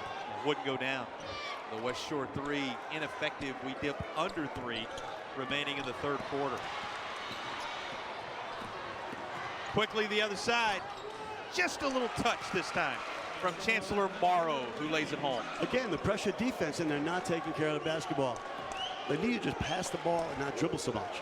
Morrow on the doorstep of double figures. He has 9. 14 for Landon King leads the way for West Charlotte. Here's 71st. They got a couple of double-digit scores already. He's trying to become one. Just did. James Scott with the finish. Give him 10 in the contest, and Scott still playing with passion despite having 4 fouls quickly in this game. Yeah, and I tell you, they're not containing him, and he gets by a player, he's going to make a good decision. From too strong. Morrow, he's there, lays it back. Trading buckets right now, Falcons and Lions. Playing a basketball game within a single possession with 2 to play. If you're wondering about the leaders for 71st as they head up the floor, 11 for Tubbs Matthews, 11 for Davis, and 10 for Scott. That trio leading the way. Coach Jones is making a big adjustment here. Matthews is not bringing the ball up, and he's taking the ball off the ball because he's going to get worn out. A little pressure off Matthews. You'll have a little pressure off of you when you got a guy playing the way James Scott is right now. And then he went down the other end, and he almost blocked the shot. He changed the shot. He's long. And Davis, who is one of those double-digit scorers, he provided the feed that time. Again, 11 for Davis, 11 for Tubbs Matthews, 10 for Scott. You get that kind of production from that trio, you feel pretty good about where you're going to be down the stretch in the 3A title game. And I like what Coach Jones did, taking Matthews off the ball a little, bringing the ball up, and having somebody else do it. Major adjustment. And again, a little bit of an exhale from Xavier Tubbs Matthews, the junior, as he now locks in on his next North Carolina Department of Public Safety free throw.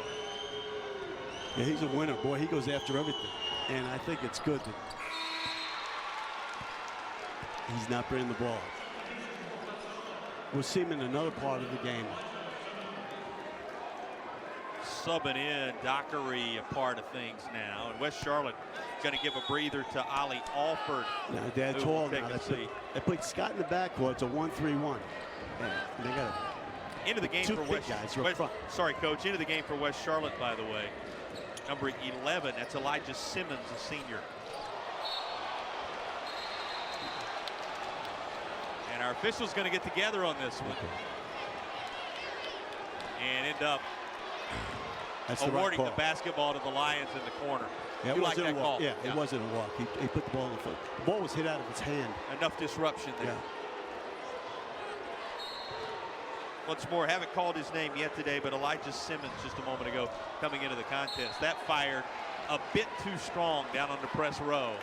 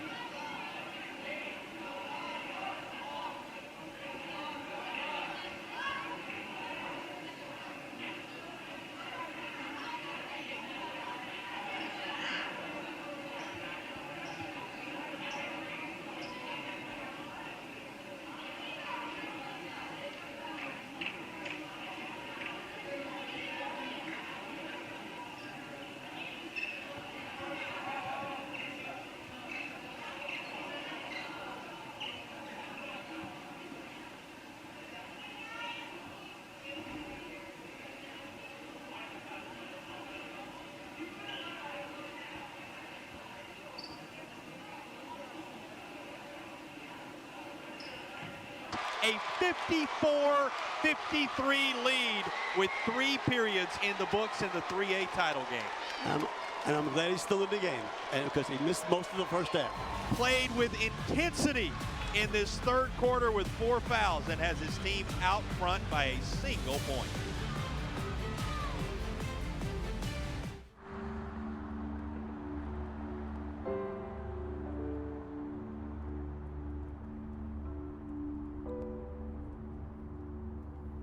Parents all over North Carolina are taking the Talk It Out pledge with their teens. It helps you make a plan together for what they'll do if friends have alcohol. It says they can call you anytime without being punished. Thanks, Dad. Anytime. Thanks for calling. No problem.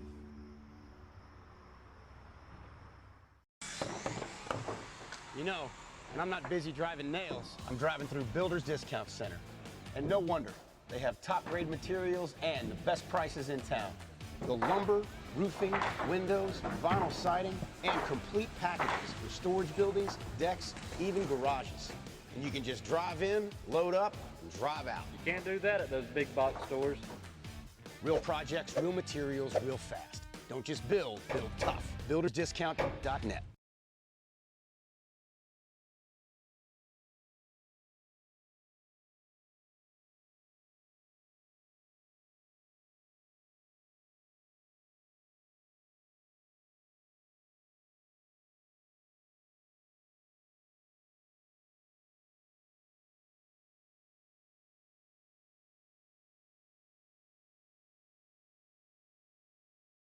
Shots down the stretch. All right, just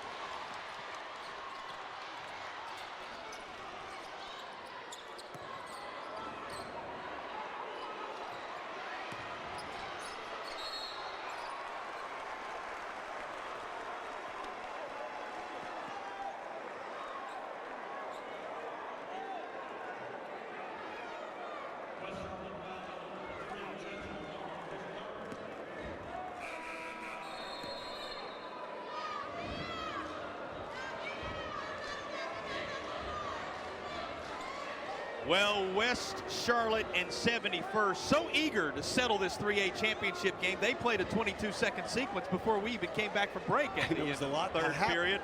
Much going on there, but nothing on the board aside from what you saw. 54-53 remains the Falcons' advantage as we head into the fourth. And I got to ask you, Kevin Cantwell, what do you see this being decided by with just one period left for the title? It could go down to foul shots. Both teams not shooting very well from the foul line. And someone's could make a big three. 7:35 left to live championship dreams in Raleigh, North Carolina for these two 3A competitors. Taken away by Alford and calmly lays it up. He will be fouled with 7:24 to play. That you would think is going to be against Tubbs Matthews. No foul situation for him. He's only picking up his second there. Now, there is a foul situation to be aware of on both sides. Nance has been saddled with 4. We've talked about how throughout Scott has been playing in a precarious foul situation. And then Donovan Raymond on the West Charlotte side of things also having been assessed 4 personal fouls. And I'll keep an eye on those for you as we work our way through here, because how critical was it that Scott was on the floor in that third period?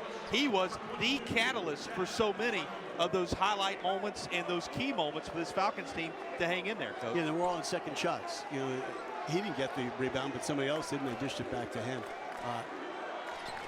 West Charlotte's starting to make their foul shots. But look how far they are. You cannot run an offense this far out. That's why it's so easy to turn them over. See where he is? Normally you'd be way down on the side when you're running your offense at high school court. A little too strong. This is going to work its way back into the hands of the Falcons. And now here's West Charlotte. Quickly up the floor and laid in by Alford. Latest to the buckets. We're going to get a little bit of a pause here as we've got Donovan Raymond down. We remind you our stats throughout the contest today, brought to you by Legacy Federal Credit Union. Be your best, be your very best you with a Legacy Federal Credit Union. And again, they're checking on Donovan Raymond. A few of the numbers for you while the training staff does see to Raymond. 15 for Scott, 13 for Tubbs Matthews, Jared Davis with 11. That trio in double figures for 71st. And 11 points for Morrow, 14 to lead the way for King. The leaders for West Charlotte. Those are your Legacy Federal Credit Union stats. But, Coach, a catch-your-breath moment right now as Donovan Raymond remains down under the bucket. I hope he can get back up there and play. You know, it's, I mentioned this before, the shot selection of 71st compared to West Charlotte's, it's night and day. West Charlotte's getting good looks. Here's a look at what took place on the other end of the floor, and then you watch how it transpires in transition, and this is what has landed Donovan Raymond underneath the bucket in these moments. Again, the shot selection. He took it. That shot wasn't going in. He just tried to force it up. That's going to be a major factor. Who's going to get the better looks at the basket? And ever since the pressure started from West Charlotte, 71st has struggled getting good looks. Like I said, the points they're getting are on second shots. Nice round of applause for Donovan Raymond as the junior is back to his feet. Raymond has been playing valiantly in there with 4 fouls. He has 4 points and also a couple of key blocks in this championship contest, and he'll work his way over to that Lions bench. And good news is he's at least under his own power, a little gingerly as he works his way over there, but able to get up and head for the bench. And again, a couple of buckets to his credit, a couple of blocks to his credit, and 10 solid minutes on the floor for West Charlotte today. Here comes the pressure defense. A little pressure being provided by Alford, and across the timeline is 71st. Falcons down a bucket, 57-54. It'd be a West Shore 3 separating these two teams right now. Right at the top of the key, able to get an open window, but Tubbs Matthews' shot is off the front of the iron. Left-handed dribble, tried to feed underneath to Mahata, but the contact is there nonetheless. That was on Jared Davis. Actually going to work its way out of bounds, and here's Mahata getting ready. Check that to inbound here. Well, no. Yes, Mahata is going to give away, it looks like, to Chancellor Morrow, who is going to inbound the basketball. He goes straight to Traylor, and now it's slowed up out top for West Charlotte. Lions leading it by 3. They trailed by double figures in the first half. We have been tied 5 times. We have seen the lead change hands 5 times in this 3A title game. Enough room at the elbow, and knocking down the jumper is Ollie Alford. You got a wide open look from about 12 feet. Throws the lead to 9. Largest lead, 12 for 71st. Largest lead in effect for the Lions, and a whistle on the other end. And that's going to be player control. Give it right back to West Charlotte. That was a tough call. Well, you see the reaction there. Yeah, that goes a block. Picture's worth 1,000 words for Tony Jones. As the offensive foul was the call, you can make up your mind. Here's a good look at it. Jumped into it. He left his feet before the guy got there. Ends up going against the Falcons of 71st. Again, this is the largest deficit they have faced. Let's not let this moment pass by without indicating. They at one time led by 12. They now trail by 5. That's the largest deficit. That's the window this game has been played in from the opening tip. And watch the shot selection. Watch both teams. Need to get good looks. You only have 5.5 left in your high school season to get those good looks. The championship trophy going to go to one of these participants in about 5.5 minutes. Just enough to will it home for the leading scorer, Landon King. He has 16 to pace West Charlotte in the title game. And a fight for it underneath on the other end of the floor. Jared Davis rattles one home. He has that spin move. Davis with 13. He, Tubbs, Matthews, and Scott all in double digits for the Falcons. And here's a foul with 4:57 to go. 6 fouls against the Falcons. Now 7, 5 of them against the Lions, holding steady. And to the North Carolina, or check that, to the Builders Discount Center free throw line here in the 4th period is West Charlotte's Traylor. It's the first time since the beginning of the game 71st has gone to man-man defense. See if that adjustment might stop them from getting better looks. Because against his own, West Charlotte was getting good looks. This might stop it. That strategy adjustment pays dividends down the stretch. True on both of the Builders Discount Center free throws. Builders Discount, don't just build. Build tough. Going to be tough to find separation in this 3A title game for these two schools. Fans getting in behind the Falcons as they go to work. on the right end of the floor from our broadcast perspective here in Raleigh. 3 ball, blocked. Morrow would have none of it, and here he comes with the Lions. Alford, Morrow, the finish. A defensive play on one end of the floor for Morrow, an offensive finish on the other end. Do you have any questions who the star player has been for the Lions all season long? And it started with a bad shot. It started with a bad shot by 71st.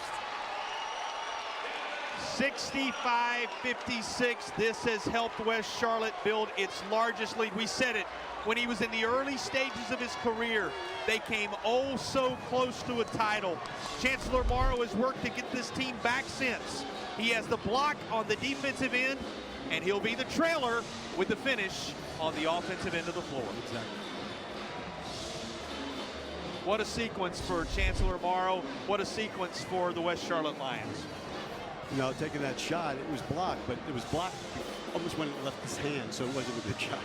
It wasn't open at all. One of those rare West Shore threes. Only 4 3-pointers taken prior to the one you saw there by 71st. They're 1 for 4.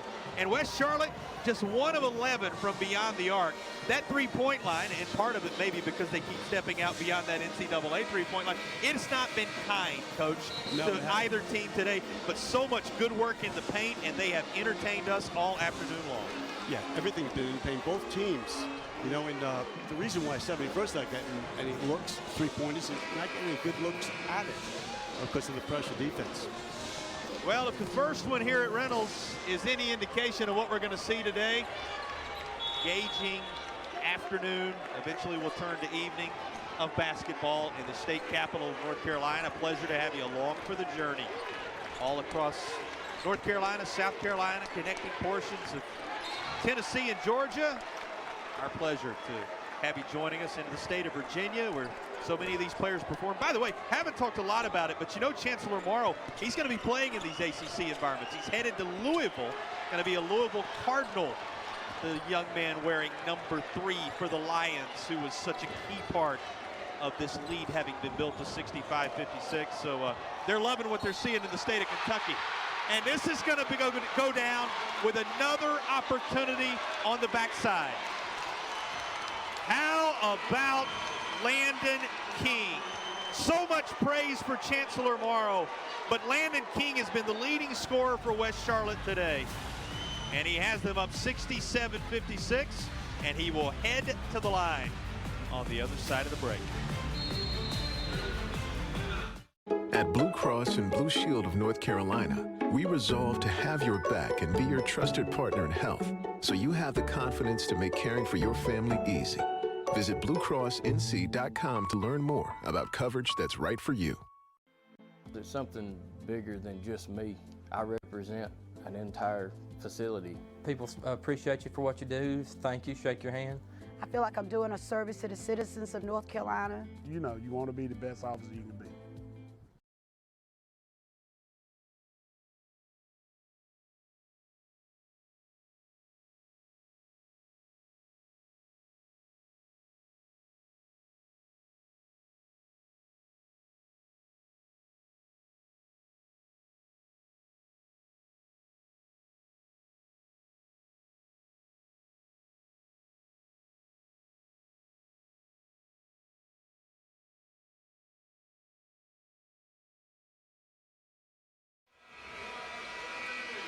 Under 4 remaining in the 3A state championship game, and the Falcons got to work hard to keep the Lions from slipping away right now. They've really put this Falcons crew at arm's length, the largest deficit that 71st has faced, and West Charlotte looking to try to close down what they hope would be that elusive title from a few years ago, Coach. If 71st wants to get back in the game, they can't turn it over. They have to get decent shots, they got to score.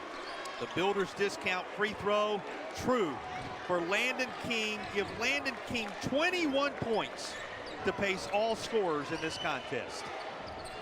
So for all the talk about the Louisville commit, Chancellor Morrow, and certainly he's been keyed on by this 71st squad, Landon King with a 21-point, 3-steal afternoon has been the scoring machine for this crew. And here is James Scott, remains out there on the floor.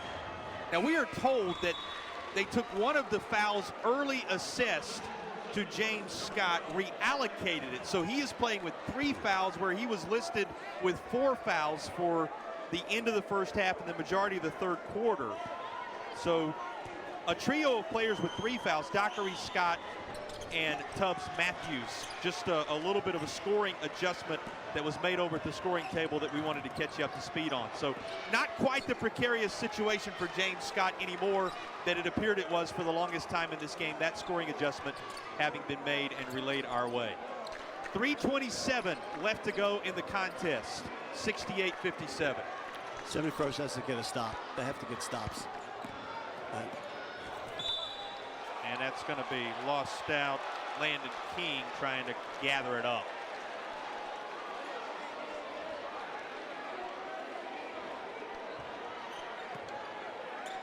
Three and change remaining.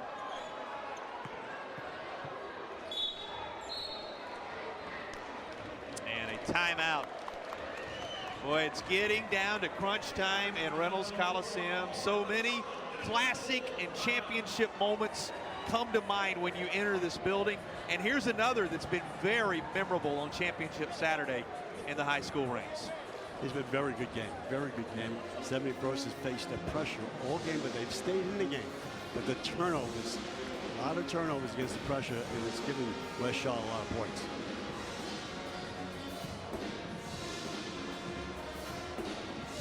Well, we're glancing one more time at the Legacy Federal Credit Union statistics as they currently stand. The Legacy Federal Credit Union reminding you to be your best you. And Coach, these teams for the contest, 36%, 19 of 52 from the floor for 71st. 54%. Now, high percentage shots have been the order of the day. 24 of 44 for West Charlotte. A couple of the key numbers. I know you've been watching turnovers. 17 of 21 free throws for 71st. 18 of 29 for West Charlotte. Any other numbers that are really jumping off the page at you right now? No, it's the foul shot. You know, West Charlotte's making the foul shots in this game. Yeah. They're getting with you. All right, take us inside the huddle on that last timeout. Give us a sense of what each team is talking about right now. Well, I know one thing. 71st, you got to come out. And they got to trap. There it is. That's exactly what they have to do. Pressure, but a whistle just when it looked like Randy Dockery had a breakaway. And the officials took away some momentum there. Looked like Dockery was on the loose. And that is going to be a 5th on 5. So Randy Dockery, after all the foul trouble, we talked about the reassessment of fouls just a moment ago. He's going to have to depart after playing some solid minutes and putting together a 4-point effort for 71st, and he will give way to Waylon Robinson, who enters the contest. Yeah, they were taking the ball balance, but it's a 1-and-1. They need a pressure. 71st needs a pressure. If they foul, it's not a problem because West Charlotte has not shot fouls very well. So they're trying to inch away this thing, point by point. And that foul situation beginning to become a factor on the 71st side of things now. DeAndre Nance having taken a seat. Randy Dockery now having taken a seat with some of the foul allocations being adjusted. And here's West Charlotte just continuing to inch ever closer to a title as they pull away with a 12-point lead. A lot of basketball left, but boy, has West Charlotte taken this game over here in the 4th. It's going to be hard for 71st. They're going to count on, or they're going to bank on him missing foul shots, which he just did. No, here's 71st. That's considered a good foul. They only got 1 point out of it. It's the one of the Builders discount free throws going down. Inside. Just a little too far inside. That's going to be a tie-up.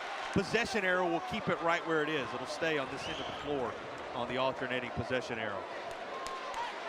71st has to get a good look. They can't take a low percentage shot. And West Charlotte has to box out and only give him 1 shot.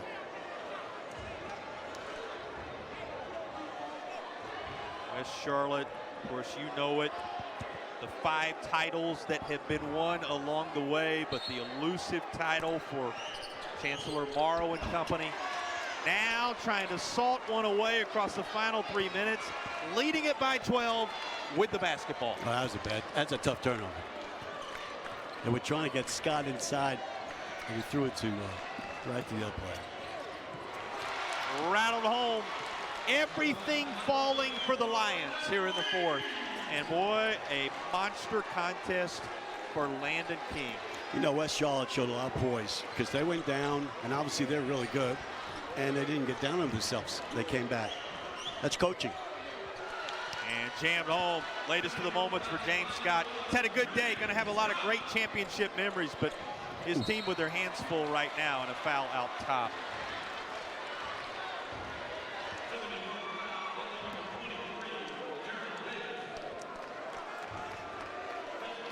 It's slowly slipping away from 71st, but they played a hard game. To the line is Ollie Alford. Well, Chancellor Morrow, so many headlines there we talk about. Landon King having a great day. Here's Ollie Alford, who's played a very solid basketball game. What have been your thoughts about the play of Alford as he knocks down this Builders Discount free throw? I tell you, he's a good player. And I think he's had a great day. Great day. James Scott not playing in the first half a lot was big for West Charlotte. Big. Was in foul trouble.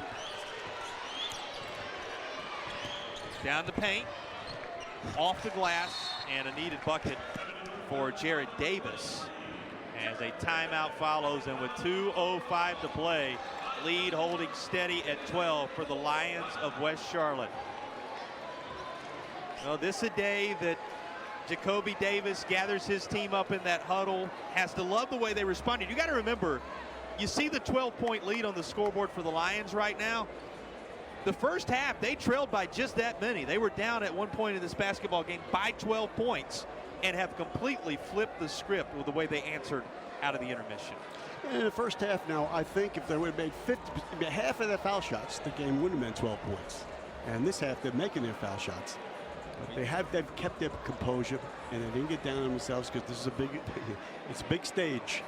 6 lead changes, 6 ties along the way between these two, and a 3A championship appearing to be on the horizon if West Charlotte can salt this away, but there's still plenty of time for 71st to make a run at it as they gather up and discuss on the far side these final 2:05. A reminder, you want to stick around. After about a half-hour gap, we'll take a breather and then come back at 2:30 with Falcons, Bishop McGuinness and Birdie getting ready to battle it out here in Raleigh. At 2:30, the scheduled tip time for the 1A Girls Basketball Championship game. And we'll have 4 games for you, so on air all day for your basketball viewing pleasure on Championship Saturday.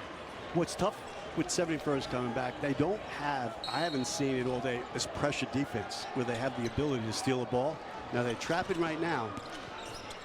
And to catch, to get back in the game, they're going to have to get some turnovers. Alford, Mahata, and then across the timeline, the trailer. And it's Mahata to the bucket. Here's Alford. Again, and Alford gathering it up, and precious seconds continue to roll off that game clock. You're wondering about the scorers in this one beyond King, who we've talked about, in Morrow.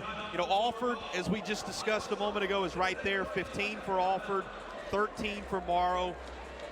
Mahata was 6, 7 points for Taylor. Donovan Raymond, who you saw just a bit ago depart, he had 4 points today. And a bucket for Mari Day in this contest, as he was 2 for 2, or 2 points for him, as he was 2 for 2 from the charity stripe. Those are the scorers for this West Charlotte team. Really has been a team effort for this unit. It really has, and Landon King has done a great job. He's a senior. Their seniors came through. King is near side down in that corner, and he's calling for the basketball as it's going to be inbound by Taylor.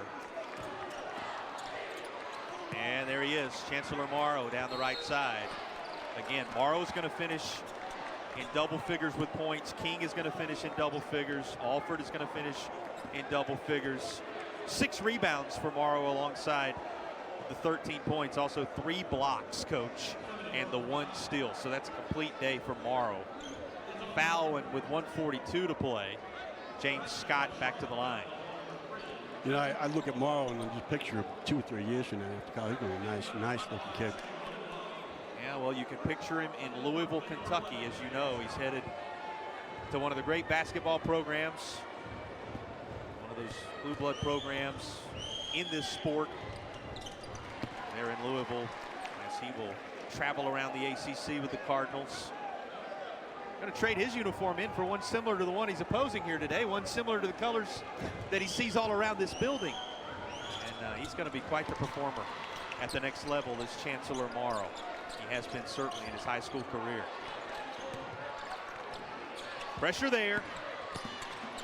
Tubbs Matthews now broken, well out front and waiting, and boy, do they get tangled up underneath with 94 seconds to play. Everybody going to come out of there unscathed, it would seem. It's a little help to the feet for Chancellor Morrow. That's what happens when you pressure like that. There's a zone pressure. If they get through a trap, then there's, the numbers are there for West Charlotte. There's more offense players than there are defensive players. Sixth season for Jacoby Davis, about to translate into a sixth championship for West Charlotte as a school all time. A 22nd win is right here for the taking. They came in 21-9. They trailed early in this contest, but he rode guys like Morrow, who is currently at the Builders Discount center free throw line. King, who you have to believe in that conversation as well, as we'll hand out the West Shore Home Player of the Game here in just a little bit. The trio completed by Ollie Alford, who scored in double figures as well. This is a coach that has put together a staff which includes Willis Woodard, Devin Mobley, Charles Williams as well, a part of this staff. This group, you have to credit the assistants, you have to credit the buy-in from the parents, the administration there on hand at West Charlotte, and it's gonna, with them up 10, under 90 to play, going to translate into a 22-win season and a 3A title if they can hang on for a minute and a half here. Both these teams, both these coaching staffs, they're very good coaches. And to get this far, you got to be good. Yeah, you look at the year that was put together by Tony Jones, a 27-4 campaign for 71st. Rolled through the postseason, 76-65, 52-48, 63-54, 74-40 against Western Alamance, Cape Fear, Hunt, Rocky Mount, on down the line. And here today, though they played well and gave great effort, looking like things are going to simply run out of time for this Falcons squad. Unless they got one more spurt. You know, stranger things have happened. 10 points, a minute 13. Here's Scott at the line, trying to cut it back to single digits, and he will. Knocks down the Builders Discount center free throw. One more time, we remind you, don't just build tough. These two teams having been very tough today. Well out front, Morrow, he just lays it off the glass. 1 minute remaining for the Lions of West Charlotte. And the 3A title hanging in the balance. There's a three ball. Again, no quit in these Falcons. 3 for 2 on the other end, though. After the West Shore three-pointer, the bucket on the other end that keeps the Falcons at arm's length. Yeah, you know, they don't have, what I've noticed, they don't have that pressure defense to do that. And when these traps they're doing, they have nobody back. So they don't do this a lot. This is not something to do because they wouldn't get those open looks. They did it a lot. Something else we hadn't seen a lot, just the second three-pointer in the contest for 71st. We saw that big three for West Charlotte a little earlier, but it's been a rarity, but that West Shore three today. And where it came from, that was beyond the NBA line. Yeah. So out on the Yao designation here, Kay Yao Court at NC State. Another of the great figures in history of college basketball. So meaningful being on this floor for these players, making these lifetime memories. Under a minute to go, 77-68 is the latest of the Builders Discount center free throws. Knocked down to pad the stats for Trey Naismith.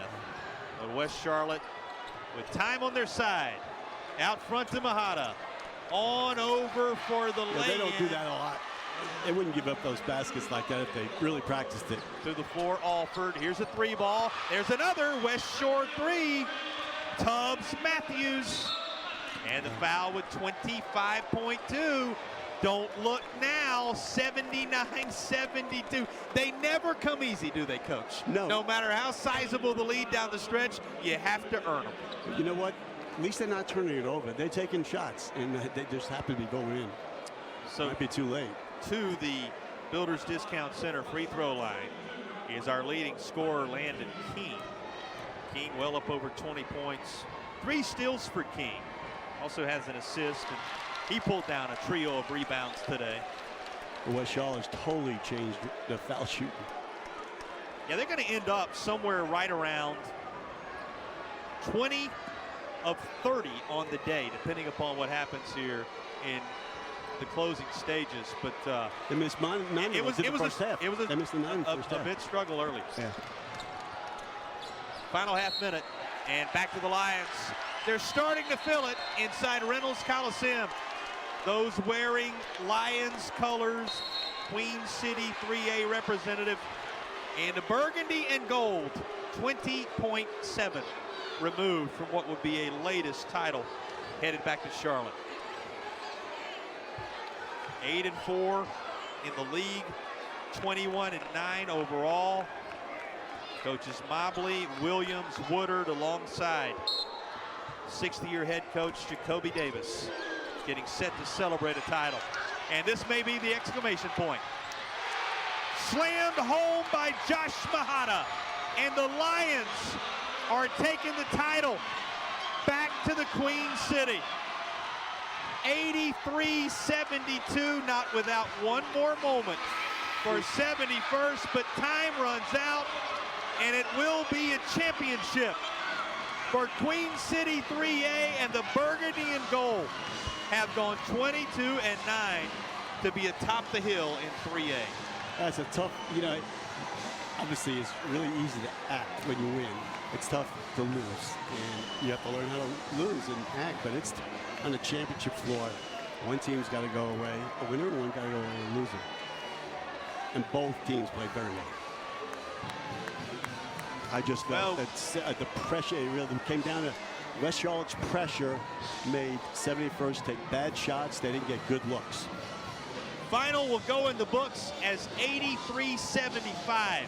Team that trailed at one time by double digits, winning it with a little bit of breathing room when the dust settled. We'll be back to put a bow on this, wrap it up. We'll have our play of the game, our player of the game. You'll see the trophy presentation and hear from the victorious head coach. The title headed back to the Queen City.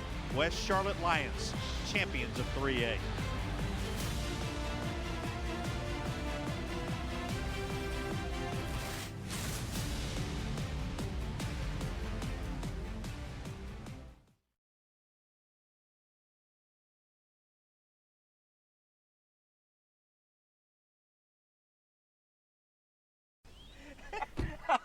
Oh, this must be super embarrassing. Let me get that terrible driver I just got pulled over look. Wait, click. Perfect.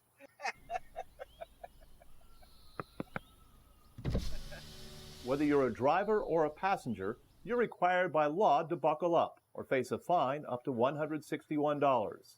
Click it or ticket. Every seat, every time.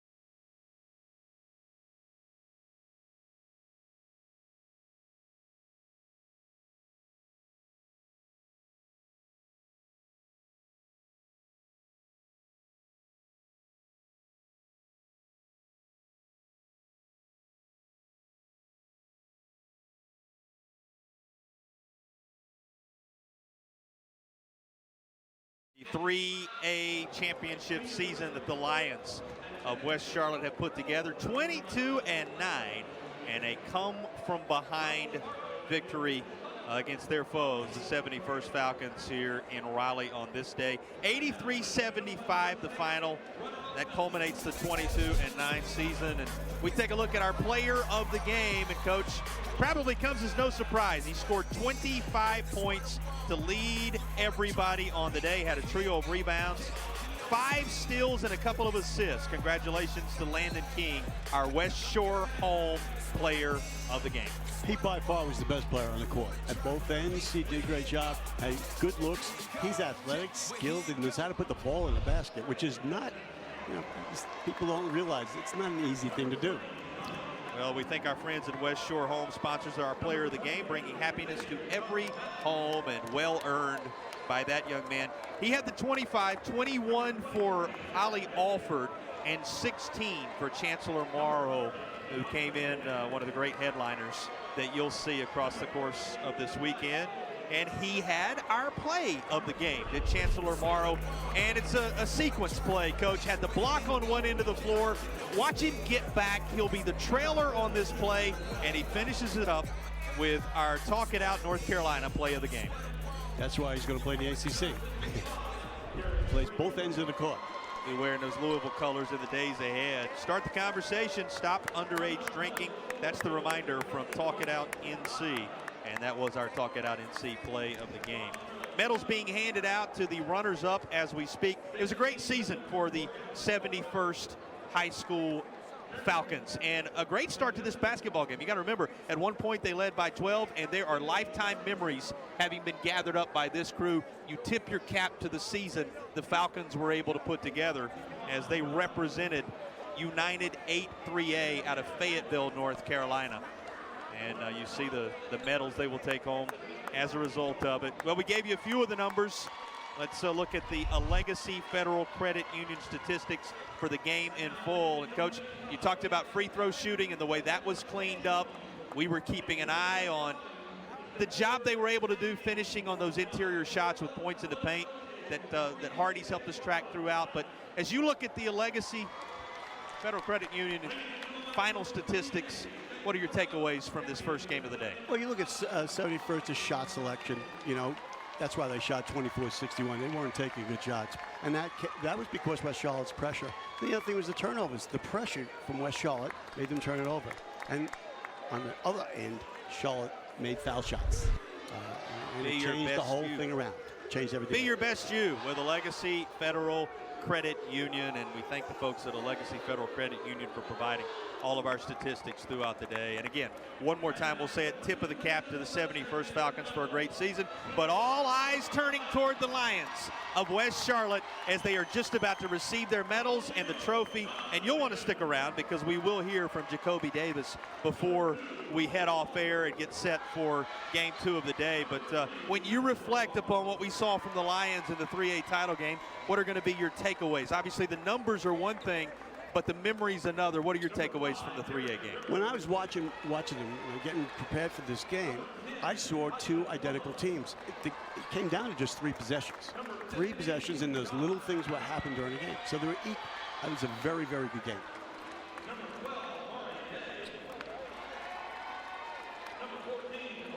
One by one, those medals being handed out. But you know something about these championship moments. Nothing like it when you hear your name specifically called and you know the hard work and preparation that has been put in by each of these young men. We talk about the headliners, but it takes a full unit approach to bring home the hardware on a day like this. Well, everything's about a journey. This is the end of the journey, and the journey getting here is the part that you remember, how they got there, both teams. West Charlotte won't forget this one.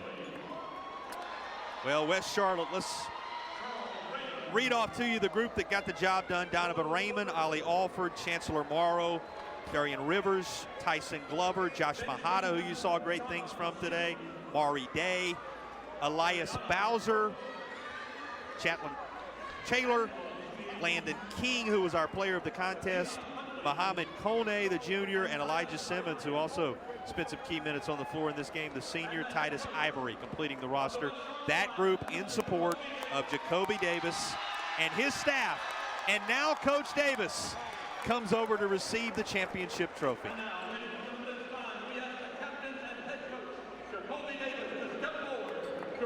And we're going to let you listen in as they hand the hardware to West Charlotte.